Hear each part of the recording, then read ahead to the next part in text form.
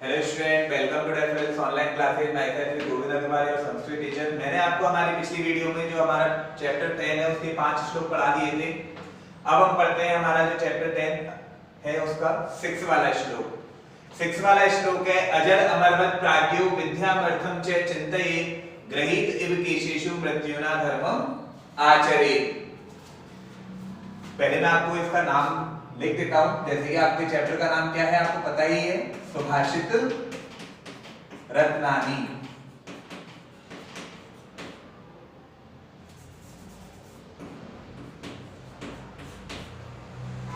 यानी सुंदर रत्न। सबसे पहले अर्थ किसका हो जाएगा? प्राज्ञो का। प्राज्ञो यानी क्या होता है? बुद्धिमान व्यक्ति। बुद्धिमान व्यक्ति। अजर अमरवत यानी होता है स्वयं को अजर एवं अमर के समान मानकर। बुद्धिमान व्यक्ति स्वयं को अजर एवं अमर के समान मानकर विद्यामर्थम अर्थात विद्यामर्थम च यानी विद्या और धन के बारे में। विद्या और धन के बारे में चिंतयेत्। चिंतयेत् यानी होता है विचार करना चाहिए।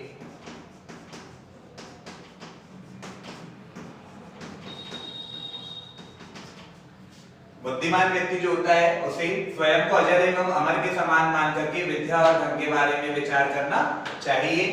क्योंकि यहाँ पे हम अपनी तरफ से लिख सकते हैं क्योंकि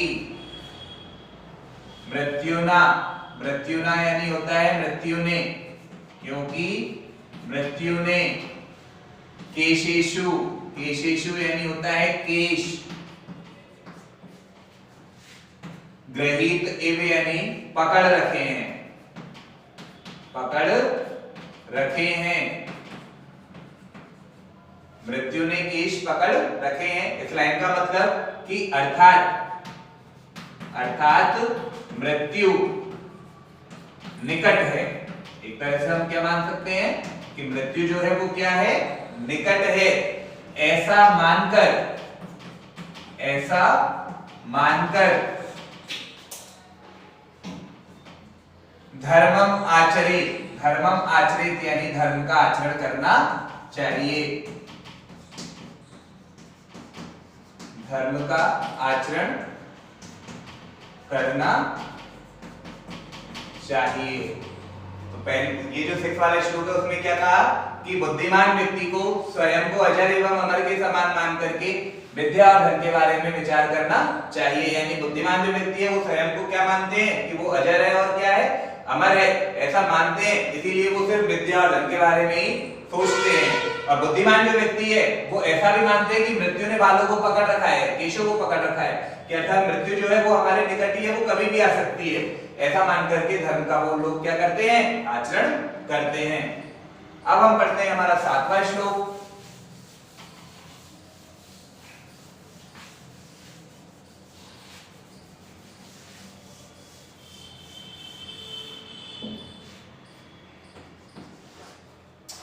सातवां श्लोक है हमारा धन धान्य प्रयोगेषु। धन धान्य प्रयोगेषु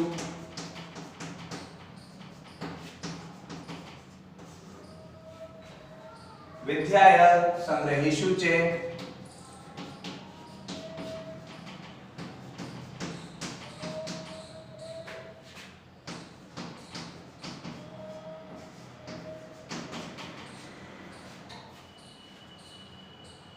आहारे व्यवहारे च।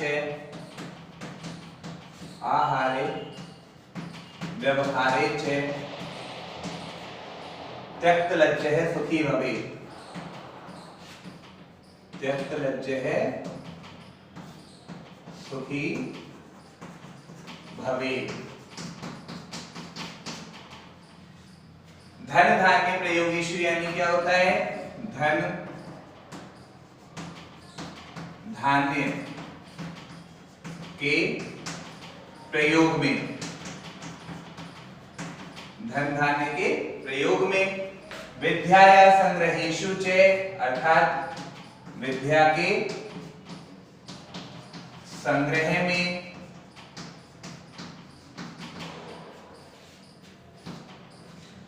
आहारे यानी भोजन में,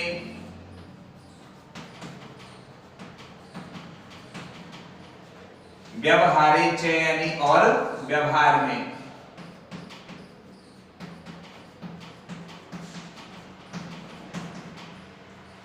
धन धान्य के प्रयोग में, विद्या के संग्रह में, भोजन में और व्यवहार में।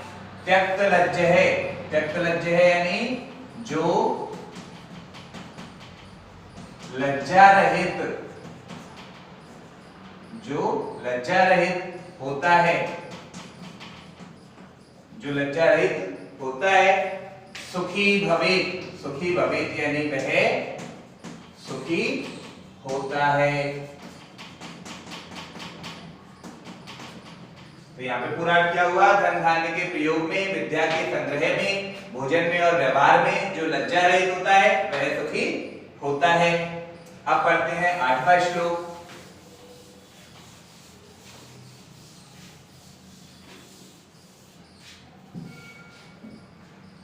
आठवां श्लोक है हमारा।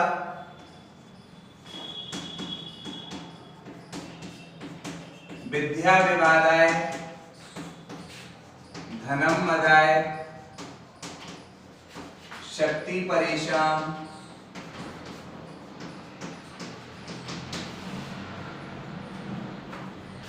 परिपीड़नाय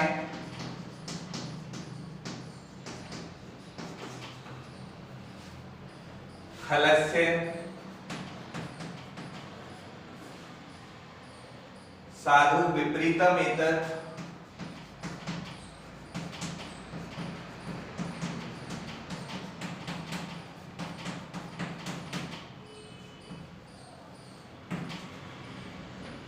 ज्ञानाय दानाय च रक्षणाय, ज्ञानाय दानाय च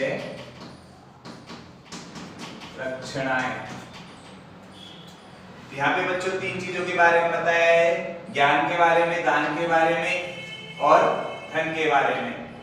ज्ञान, दान और धन के बारे में दोनों दो व्यक्तियों के लिए बताया है, दुर्जन और सज्जन के लिए। तो सबसे पहले बात आती है दुर्जन की, खलस्य। खलस्य यानी क्या होता है? दुर्जन की। खलस्य मीन्स दुर्जन की, विद्या मीन्स विद्या, दुर्जन की विद्या। विवादाय अर्थात विवाद के लिए, दुर्जन की विद्या विवाद के लिए। धनम, धनम यानी धन, दुर्जन की विद्या विवाद के लिए, धन।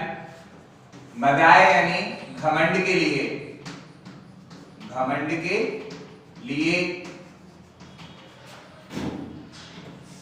शक्ति यानी शक्ति।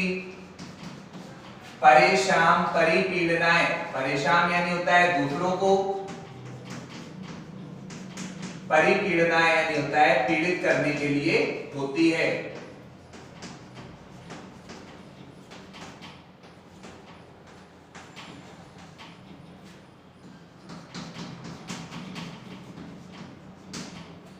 तो ये तो हो गई बच्चों दुर्जन की। ये दुर्जन की विद्या विवाद के लिए, धन घमंड के लिए, शक्ति दूसरों को पीड़ित करने के लिए होती है। बीच में चाहो तो और भी लगा सकते हो कि धन घमंड के लिए और शक्ति दूसरों को पीड़ित करने के लिए होती है। अब आते हैं सज्जन के लिए। साधु विपरीतम एतत्, अर्थात साधु यानी होता है सज्जन की, साधु यानी सज्जन की, एतत् यानी होता है यह, विपरीतम यानी विपरीत होती है। तो मैंने पूरा एक साथ लिख दिया है, सज्जन की यह विपरीत होती है।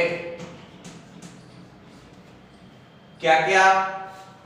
ज्ञानाय दानाय च रक्षणाय, अर्थात ज्ञान के लिए होती है। क्या? विद्या। सबसे पहले विद्या के बारे में बताया, तो यहाँ पे सबसे पहले हम क्या लिखेंगे कि विद्या ज्ञान के लिए, विद्या ज्ञान के लिए। दूसरा किसके बताया? धन का बताया था, तो हम क्या लिखेंगे? धन।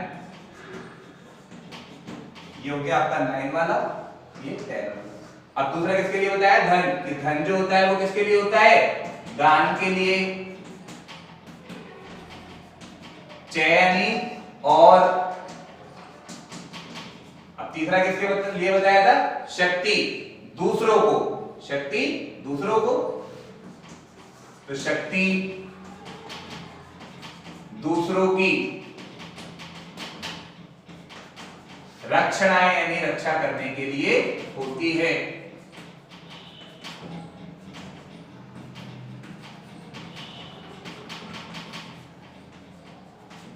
तो इस तरह से हम इसका अर्थ करेंगे कि दुर्जन की विद्या विवाद के लिए, धन घमंड के लिए, अहंकार भी लिख सकते हो कि धन अहंकार के लिए या धन घमंड के लिए, और शक्ति दूसरों को पीड़ित करने के लिए होती है। लेकिन साधु विपरीतम एतत् यानी सज्जन की यह विपरीत होती है। ज्ञानाय, विद्या सबसे पहले विद्या के बारे में बताया, तो विद्या ज्ञान के लिए, धन दान के लिए, और शक्ति दूसरों को पीड़ित करने के लिए, दूसरों की रक्षा करने के लिए होती है। ये हो गए हमारे 8 श्लोक। अब पढ़ते हैं हम हमारा अगला 9 वाला।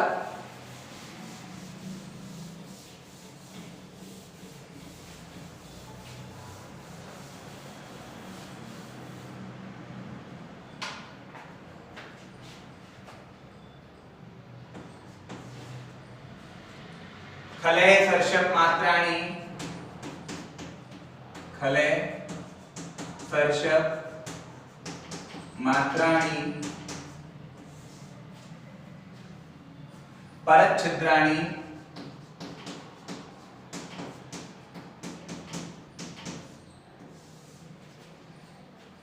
पश्यति। खलय सर्षप मात्राणि परच्छिद्राणि पश्यति आत्मनो बिल्व, आत्मनो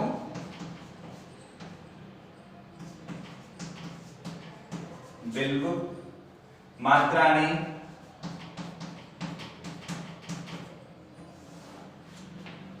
पश्यन्नपि न पश्यति, पश्यन्नपि न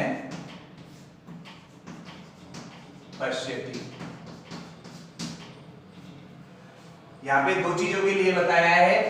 एक तो होता है सरसों, सरसों का दाना जो होता है वो अत्यंत छोटा होता है, और बील का जो फल होता है वो अत्यंत बड़ा होता है। तो इन्हीं के अकॉर्डिंग तुलना की गई है किसकी? दोष की। खलय यानी होता है दुर्जन। कौन? दुर्जन व्यक्ति। सर्षप मात्राणि यानी सरसों के समान, सरसों के समान। सरसों का दाना जो होता है वो बिल्कुल छोटा होता है, तो यहां पे हम अपनी तरफ से क्या जोड़ सकते हैं? अत्यंत छोटे।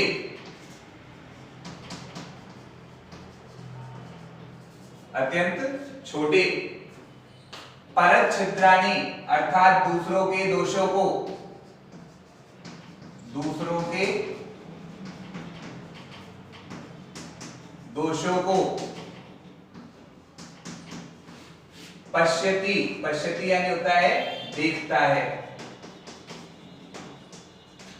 कि दुर्जन जो व्यक्ति जो होता है वो सरसों के समान अत्यंत छोटे दूसरों के दोषों को भी देखता है। लेकिन अपनी तरफ से जोड़ देते हैं, लेकिन आत्मनो, आत्मनो यानी होता है अपने, आत्मनो यानी अपने, बिल्व मात्राणि यानी बील फल के समान, बील फल के समान। बील का फल अत्यंत बड़ा होता है, तो बील फल के समान बड़े।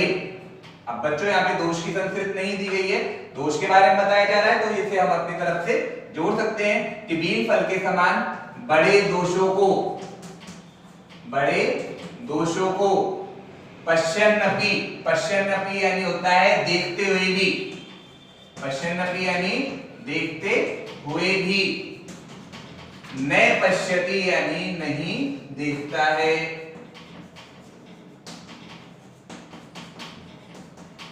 तो हमारा पूरा अर्थ क्या हुआ कि जो दुर्जन व्यक्ति होता है वो सरसों के समान अत्यंत छोटे से भी दूसरों के दोषों को देखता है, लेकिन खुद का जो बड़ा बीज फल के समान जो बड़े दोष होते हैं, कितना ही बड़ा जो चाहे उसका दोष हो, उसको वह देखते हुए भी नहीं देखता है, हमेशा दूसरों के अंदर ही दोष देखता रहता है।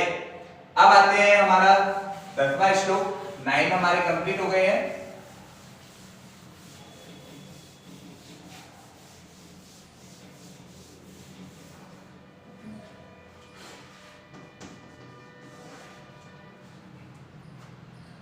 शोकाराति परित्राणम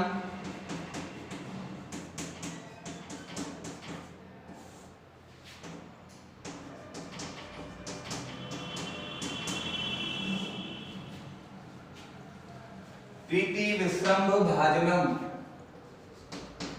प्रीति विश्रम्भ भाजनम,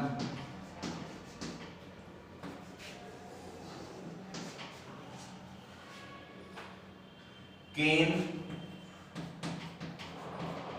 रत्नम इदम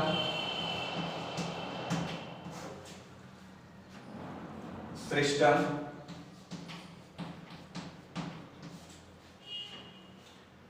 मित्रमिति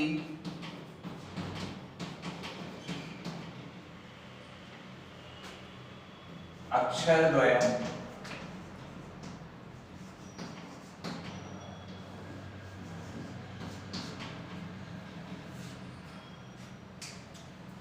शोकाराति परित्राणम, शोकाराति यानी होता है शोक रूपी, शोक रूपी शत्रु से, शोक रूपी शत्रु से, परित्राणम, परित्राणम यानी होता है रक्षा करने वाला,